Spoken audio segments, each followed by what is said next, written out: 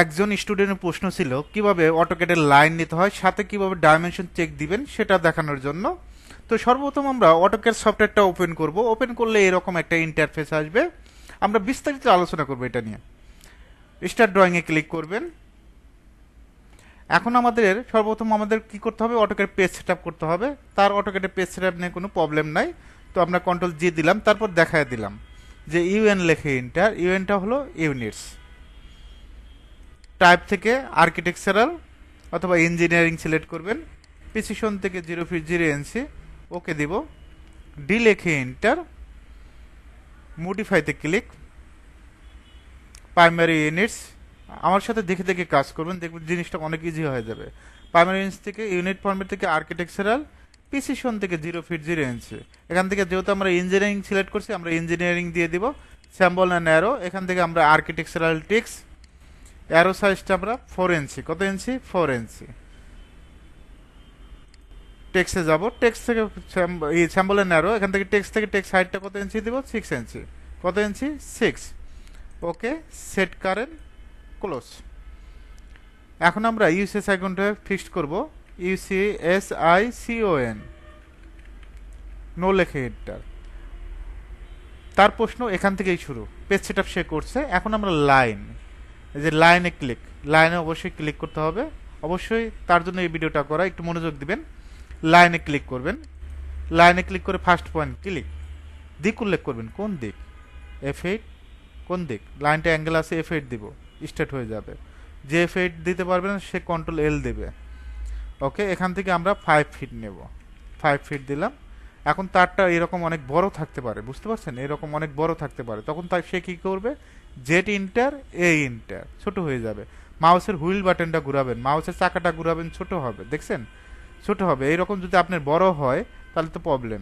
তো মাউসের হুইল বাটনটা ঘুরালে ছোট হবে। জাস্ট ডাইমেনশনে ক্লিক করবেন, যে ডাইমেনশনে ক্লিক করলাম। এই লাইনের উপর রাখলেই হবে। এই কার্সর পয়েন্টে জাস্ট এই লাইনের উপর রাখবেন, উপরে একটা ক্লিক করবেন। এখন আমি লাইন নিলাম, লাইন ফার্স্ট পয়েন্ট।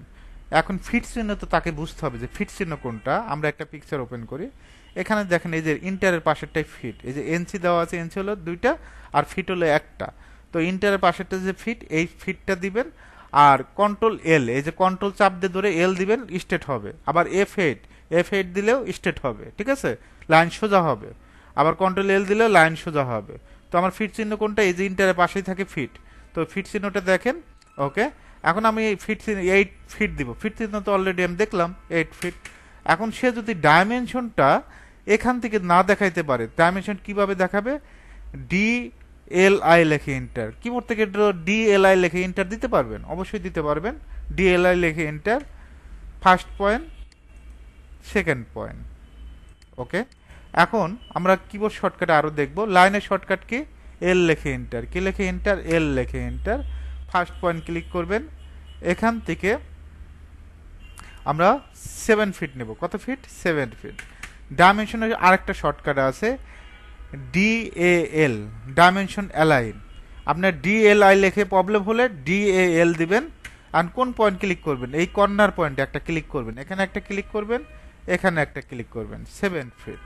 ওকে, আরও কিছু অপশন দেখাবো তার যেগুলো প্রবলেম, এগুলো নিয়ে বিস্তারিত আলোচনা করব। এই যে লাইন, ফার্স্ট পয়েন্ট, ফিট চিহ্ন তো আমরা জানি যে ফিট চিহ্ন। এখন ফিট চিহ্ন আমার নাই, মনে করেন আমার এখানে আছে। আমরা এনসিতে কাজ করব। এনসিতে তো ফিট দিতে হবে না, কাজ তো আমার করতে হবে। যদি আমি ফিটে না পারি তাহলে এনসিতে কাজ করব। আমরা 5 ফিট দেবো।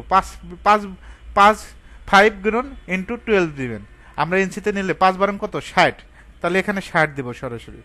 60 দিলে আপনার অটোমেটিক সে এনসিতে নেবে। এই যে ডাইমেনশনে ক্লিক করবেন, ডাইমেনশনে click, first point, second point, 5 fit.